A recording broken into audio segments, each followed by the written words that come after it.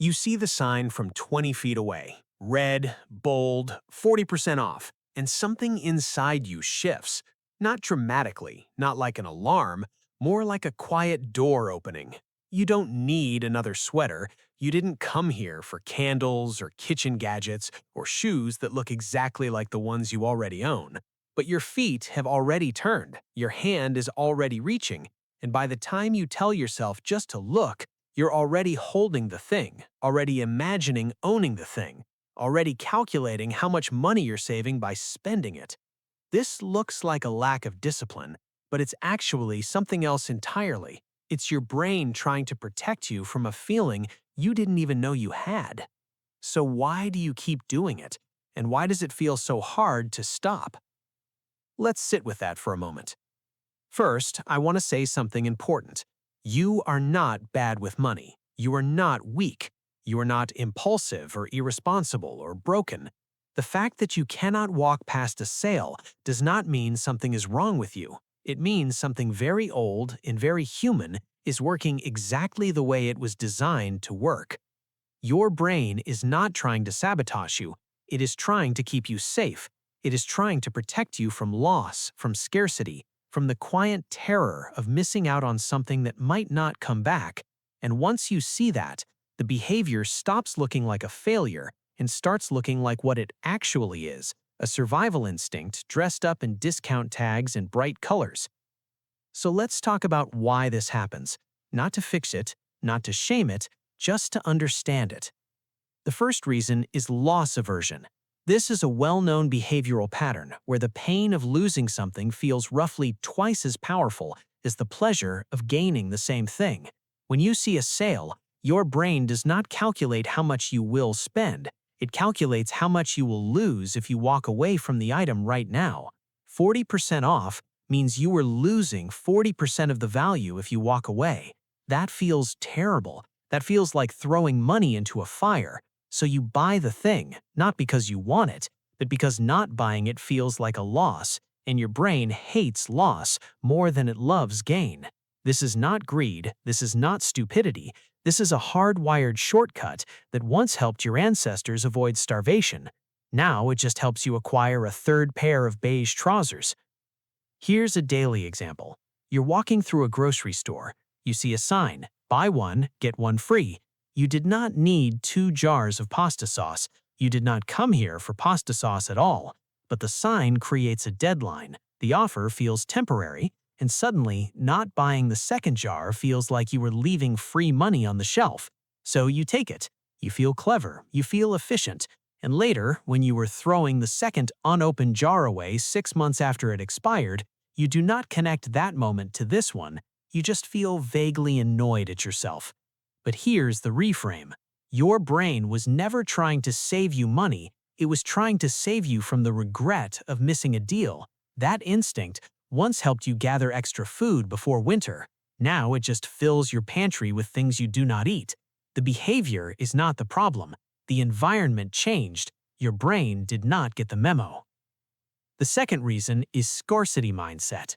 Sales work because they imply that time is running out. Limited stock. Offer ends tonight, while supplies last. These phrases activate a deep fear that there will not be enough later. And when you grow up in an environment where money felt unpredictable, or where treats were rare, or where saying no to something meant never getting another chance, your brain learns to grab opportunities the moment they appear.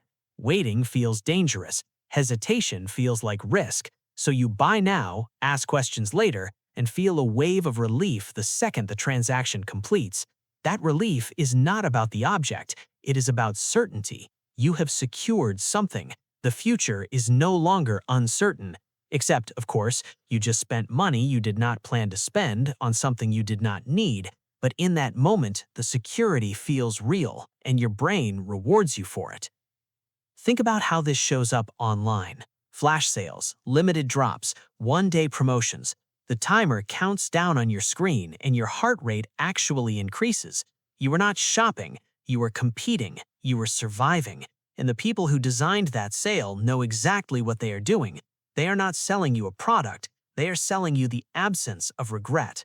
and you were buying it because your brain cannot tell the difference between a limited edition sneaker and the last piece of fruit before winter. The stakes feel the same. They aren't, but try telling that to your nervous system at 11 p.m. when you have 5 minutes left to get free shipping. The third reason is emotional regulation through spending. This one is quieter, harder to see.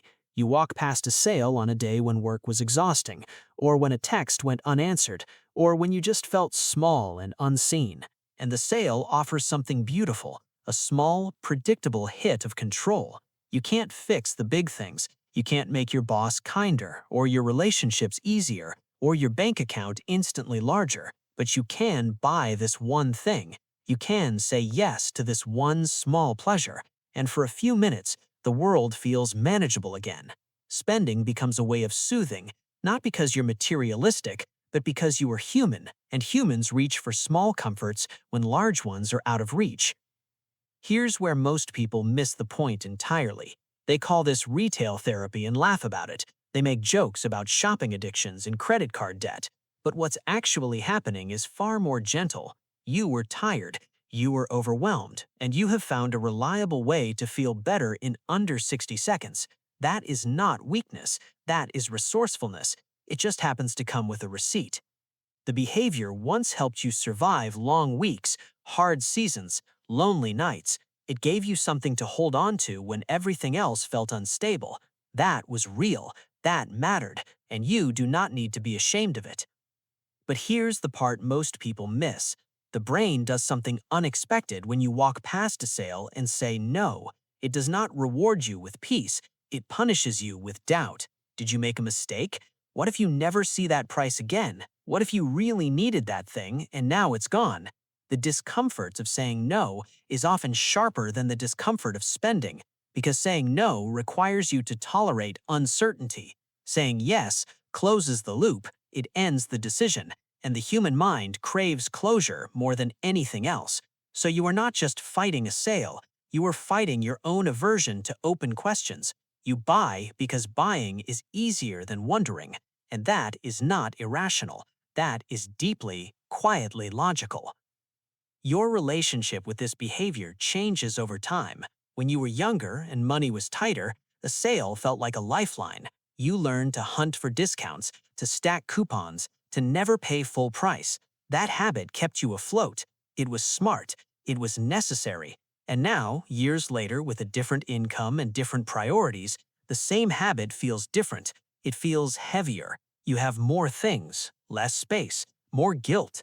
The behavior has not changed. You have. And that's okay. The same instinct that once helped you protect you can now feel like a burden. That is not a sign that you are broken. That is a sign that you are growing. Your financial behaviors are not static. They shift with your life, your responsibilities, your sense of safety. The person who could not walk past a sale at 22 is not the same person who cannot walk past a sale at 35, and both of those people deserve understanding. So what is this behavior really doing for you? It reduces stress. It creates a sense of control in a world that offers very little. It protects you from the anxiety of missing out, from the fear that you will need something later and not have it, from the quiet dread of regret. Walking past a sale and buying something small is not chaos. It's a coping mechanism. It's an anchor. It's a way of saying, I can still choose something even when so much feels out of my hands. That is not silly. That is survival, dressed in everyday clothes. You do not need to stop. You do not need to change. You do not need to turn into someone who calmly walks past every discount without a second glance. That person does not exist. Or, if they do, they are not wiser than you. They are just different. And you have your own history, your own fears, your own perfectly logical reasons for reaching toward a sale when you see one. You are not bad with money. You are human, and humans are not designed to ignore a good deal. They are designed to grab it, hold it, and feel safer because they did. That instinct kept people alive, and now it just makes you own an extra blanket you didn't need. That is not a tragedy. That is just life, and you are doing fine.